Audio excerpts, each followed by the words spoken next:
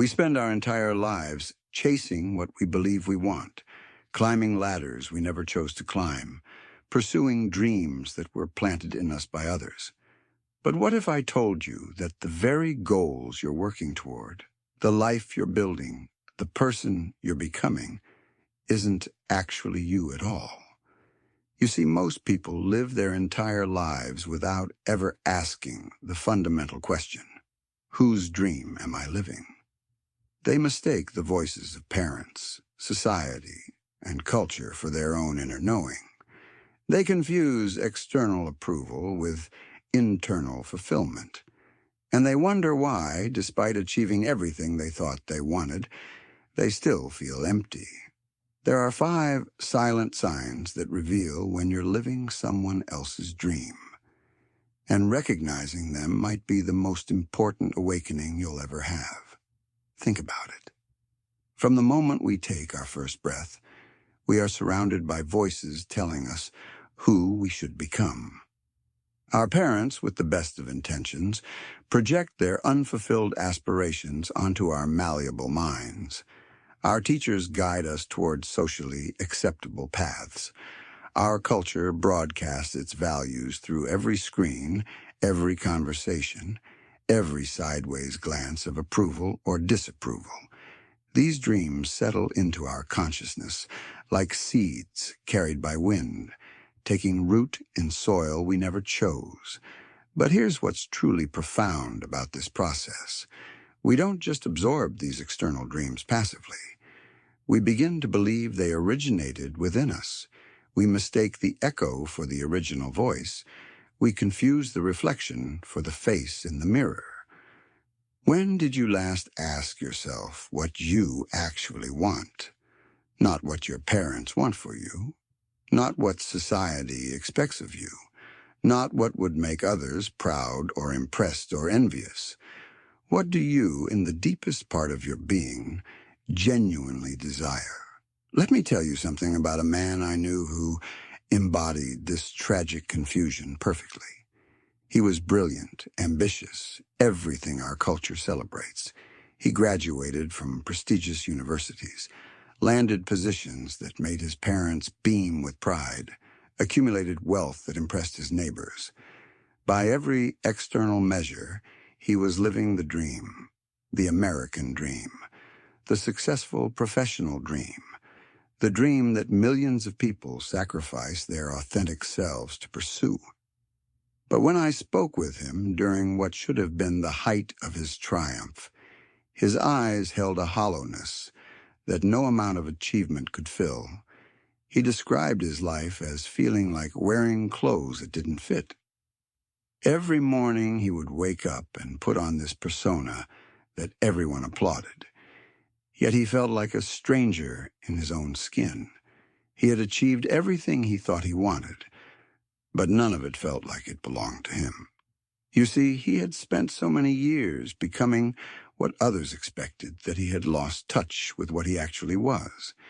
His dreams weren't his dreams at all. They were a carefully curated collection of other people's aspirations, worn like a costume that had become so familiar he forgot it wasn't his real face. The success felt empty because it wasn't authentic success. It was the successful execution of someone else's vision for his life. This is how the machinery of cultural programming operates. Society creates template lives and packages them as dreams we should aspire to. They tell us that happiness comes through accumulating wealth.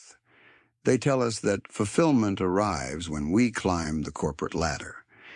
They tell us that love means finding someone who fits the approved profile of desirability. They tell us that success looks like a particular house in a particular neighborhood with particular possessions displayed in particular ways. We absorb these templates so completely that we stop questioning their origin or their relevance to our unique essence. We begin to measure our worth against these external standards, not realizing that we're using a ruler designed by people who never knew us, never understood our particular gifts, never glimpse the authentic person waiting to emerge from beneath the layers of conditioning. The most insidious part of this process is how unconscious it becomes. We don't wake up one morning and consciously decide to abandon our authentic dreams in favor of borrowed ones. Instead, it happens gradually, imperceptibly, like the slow erosion of a coastline. Each small compromise, each moment of choosing approval over authenticity, each time we silence our inner voice in favor of external expectations, we drift a little further from our true selves. Now, I'm not saying that all external influence is negative or that we should reject every piece of guidance we receive from others. But there's a crucial difference between being inspired by others and being unconsciously programmed by them. Inspiration leaves room for our authentic response. Programming replaces our authentic response with someone else's predetermined script. But here's the thing about living someone else's dream. Your authentic self doesn't simply disappear. It continues to send signals, gentle at first, then more insistent, trying to guide you back to your true path. These signals manifest as the 5 signs I want to share with you. They are your inner wisdom's way of saying, this path you're on, this dream you're pursuing, this life you're building, it doesn't belong to you. Recognizing these signs isn't about judgment or regret. It's about awakening. It's about reclaiming your right to live a life that actually fits who you are, rather than who you think you should be. Because the truth is, your authentic dreams are still there, waiting patiently beneath the accumulated layers of others' expectations, ready to guide you toward a life that feels genuinely yours. Number 1. The first sign reveals itself in what I call the achievement hollow. This is perhaps the most confusing signal, because it arrives precisely when you think you should be celebrating. You reach the goal you've been working toward for years. You get the promotion, the degree, the relationship, the house, the recognition. Everyone around you celebrates your success. Your parents beam with pride. Your friends express admiration. Society nods its approval. Yet inside you feel nothing. Or worse, you feel empty. You see, there's a profound difference between reaching a destination and arriving at the right destination. Imagine spending years climbing a mountain, pouring every ounce of your energy into reaching the summit, only to discover when you get there that you climbed the wrong mountain entirely. The view from the top reveals not the landscape you long to see, but a foreign terrain that holds no meaning for your soul. Let me tell you about someone who experienced this exact phenomenon. She was a brilliant woman who had dreamed since childhood of becoming a lawyer. Or rather, she had been told since childhood that she should dream of becoming a lawyer. Her parents, both successful professionals themselves, painted vivid pictures of the prestige, the financial security, the intellectual challenge that awaited her in the legal profession. She absorbed their enthusiasm as her own and dedicated herself completely to this path. She excelled in school, scored perfectly on her entrance exams, attended a prestigious law school where she graduated at the top of her class. She landed a position at a firm that her parents proudly mentioned to their friends. By every external measure, she had achieved her dream. She had everything she thought she wanted. The salary, the status, the corner office with windows overlooking the city. But on her first morning in that corner office, as she sat behind her expensive desk wearing her expensive suit, she felt like she was suffocating. The work that was supposed to energize her felt mechanical and lifeless. The victories that should have thrilled her felt hollow. She found herself staring out those windows, not with satisfaction at her achievement, but with a desperate longing to be anywhere else, doing anything else. You might recognize this feeling. It's the sensation of wearing clothes that don't fit, no matter how expensive or well-tailored they appear to others. It's the experience of living in a beautiful house that never feels like home. It's achieving everything you thought you wanted and discovering that the wanting itself was never truly yours. Think about it. When you reach a goal that truly aligns with your authentic self, the achievement brings not just satisfaction, but a sense of rightness, of coming home to yourself. But when you achieve someone else's dream, even perfectly executed, it feels like winning a game you never wanted to play. You're climbing a ladder, but that ladder is leaning against the wrong wall. The achievement hollow exists because your soul knows the difference between authentic accomplishment and borrowed success. Your deeper self cannot be fooled by external validation when the path itself contradicts your true nature. No amount of applause can fill the emptiness that comes from betraying your authentic calling.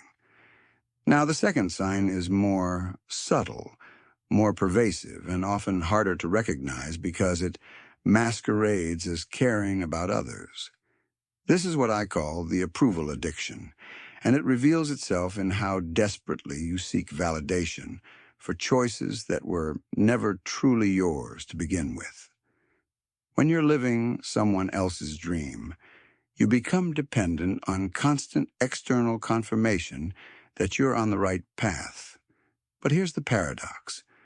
The very need for that confirmation is itself proof that the path isn't right. Real fulfillment doesn't require external validation because it comes with its own internal sense of rightness. I knew someone who exemplified this pattern perfectly. Every decision in her life, from what to wear in the morning to what career to pursue, was filtered through an invisible committee of other people's opinions. Before choosing a restaurant, she would consider what her friends would think. Before expressing an opinion, she would gauge whether it would meet with approval.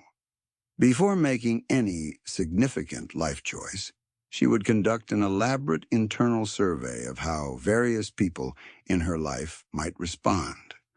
Her internal dialogue was a constant stream of anxious questions.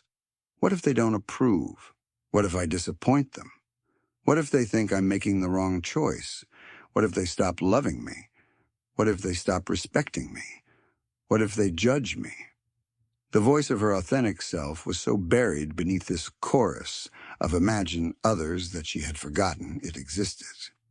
You see, when you're living your authentic dream, you certainly consider the input of people you trust and respect, but you don't need their approval to feel good about your choices. You don't require their validation to know you're on the right path. There's an internal compass that guides you, an inner knowing that doesn't depend on external confirmation. But when you're living someone else's dream, that internal compass is silenced or ignored. In its place, you develop this desperate hunger for approval because some part of you knows the path doesn't feel right. You seek external validation to quiet the internal dissatisfaction. You need others to tell you you're doing well because you can't feel it yourself. The approval addiction reveals itself in how you make decisions. Do you choose based on what feels right to you or based on what will generate the most positive response from others? Do you express your authentic thoughts and feelings, or do you craft your words to maintain approval?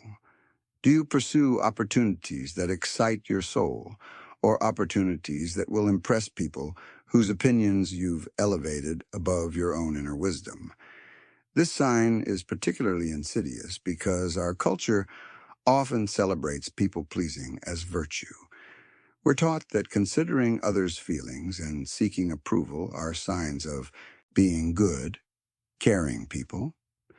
But there's a profound difference between authentic consideration for others and the desperate approval-seeking that comes from living an inauthentic life. When you're on your true path, you can consider others' perspectives without being enslaved by them. You can care about people's feelings without sacrificing your authentic self to manage those feelings. You can receive feedback without needing it to feel good about your choices. But here's where it gets really interesting, where the signs become more profound and harder to dismiss. The third sign reveals itself not in your achievements or your need for approval, but in your energy itself. Despite supposedly living your dream, you feel constantly exhausted. Not the good kind of tired that comes from engaging work, but a bone-deep weariness that no amount of rest seems to cure. Think about a river flowing naturally toward the sea. The water moves with grace, with power, with an effortless momentum that carries everything forward. Now imagine trying to swim upstream against that current. Every stroke requires tremendous effort. Every movement forward demands energy that feels disproportionate to the progress made. You're moving, yes, but you're fighting the natural flow of life itself. This is what living someone else's dream feels like in your body. You're constantly swimming against your own nature, pushing yourself to want what you don't want, to be excited about what doesn't excite you, to find energy for a path that drains rather than replenishes you. Your body knows before your mind does. Your body recognizes the fundamental misalignment between who you are and what you're trying to become. Authentic paths energize. When you're aligned with your true nature, work doesn't feel like work in the conventional sense. Yes, there's effort involved. Yes, there are challenges. But the effort feels meaningful. The challenges feel worthwhile. You find yourself with energy you didn't know you possessed. Time seems to move differently. You lose yourself in the flow of what you're doing because it resonates with something essential within you. But inauthentic paths deplete. They require you to constantly fight against your natural inclinations, to suppress parts of yourself, to pretend enthusiasm you don't feel. This internal warfare is exhausting in ways that go far beyond physical tiredness. It's a soul-level fatigue that comes from betraying yourself every single day. The fourth sign reveals itself in how you relate to others, particularly those who appear to be living similar dreams. When you're pursuing someone else's vision for your life, you become trapped in constant comparison. You measure your progress against theirs, your achievements against theirs, your happiness against theirs. But here's what's truly revealing about this pattern. The comparison never ends, and it never satisfies. I knew someone who exemplified this perfectly. She was pursuing a career path that looked impressive from the outside, the kind of profession that generated nods of approval at social gatherings. But she found herself obsessively monitoring the progress of her peers. When they got promotions, she felt diminished. When they achieved recognition, she felt left behind. When they seemed happy with their choices, she questioned her own worthiness. You see, this constant comparison wasn't really about competition in the healthy sense. It was her soul's way of trying to gauge whether she was on the right path by looking at others who were on the same path. But since the path itself was wrong for her, no amount of progress relative to others could provide the satisfaction she was seeking. When you're on your authentic path, comparison becomes irrelevant. Not because you don't notice others or care about their well-being, but because you're so aligned with your own journey that their progress doesn't threaten your sense of self.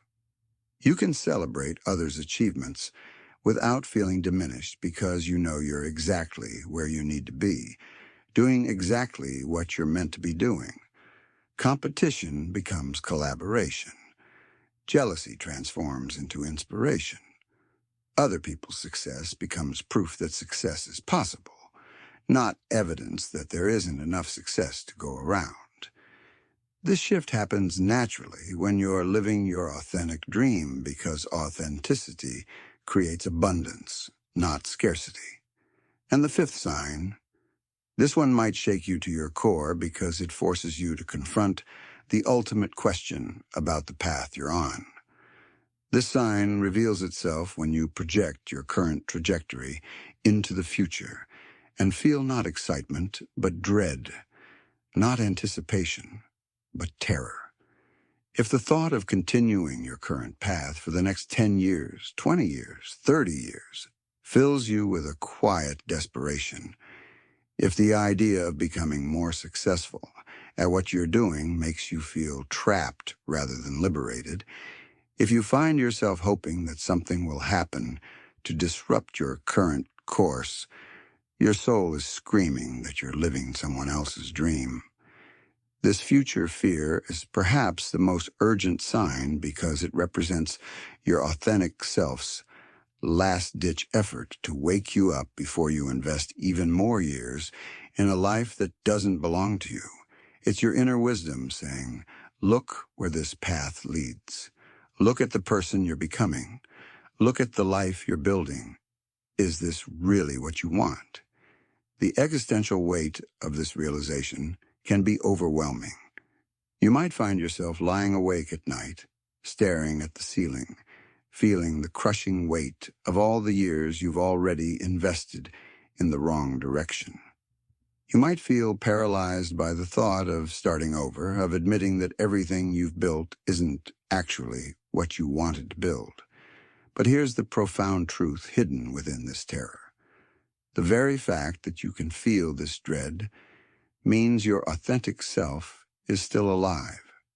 It means you haven't completely buried your true nature under the accumulated weight of others' expectations. The fear is actually a gift, a compass pointing away from what's wrong and toward what's right. We began this exploration talking about how dreams are inherited, how we unconsciously adopt others' visions for our lives.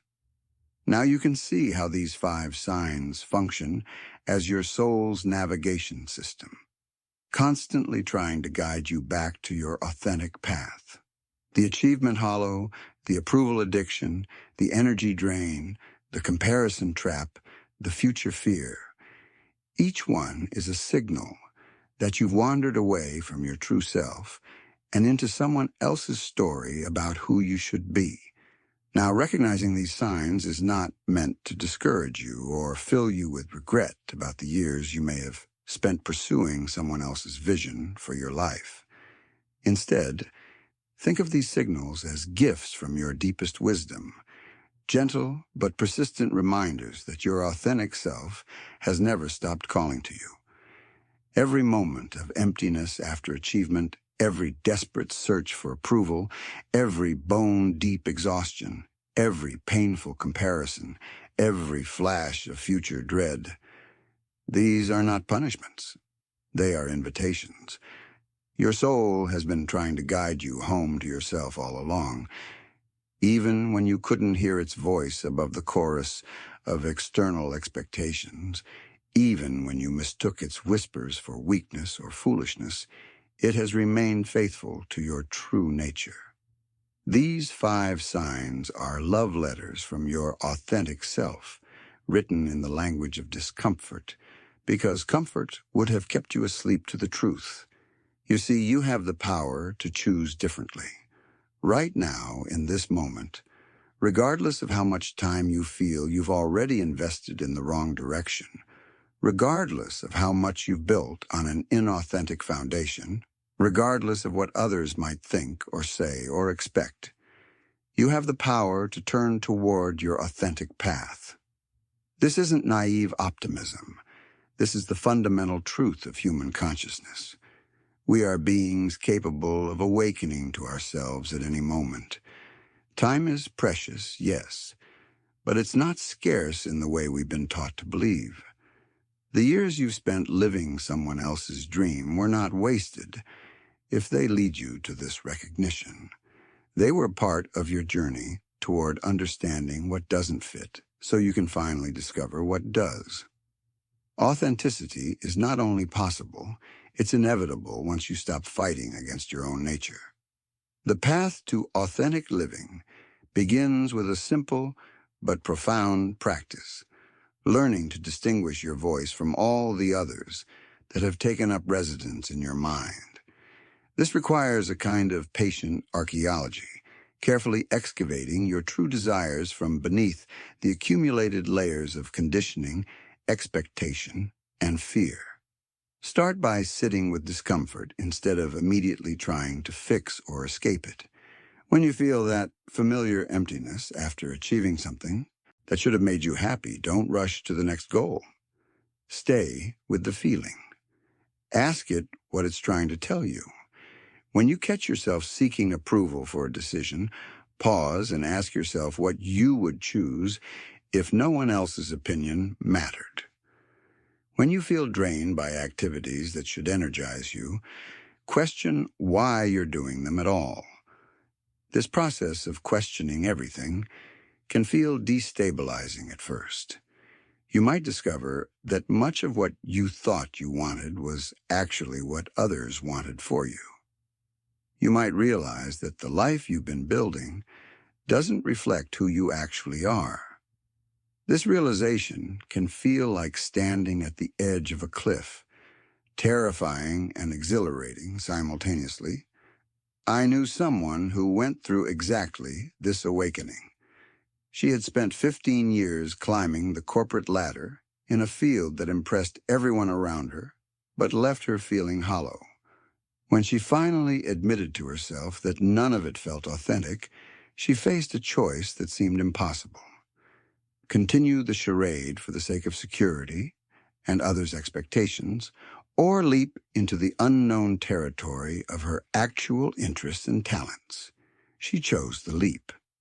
Not recklessly, but thoughtfully, gradually, with a careful attention to both practical concerns and authentic desires.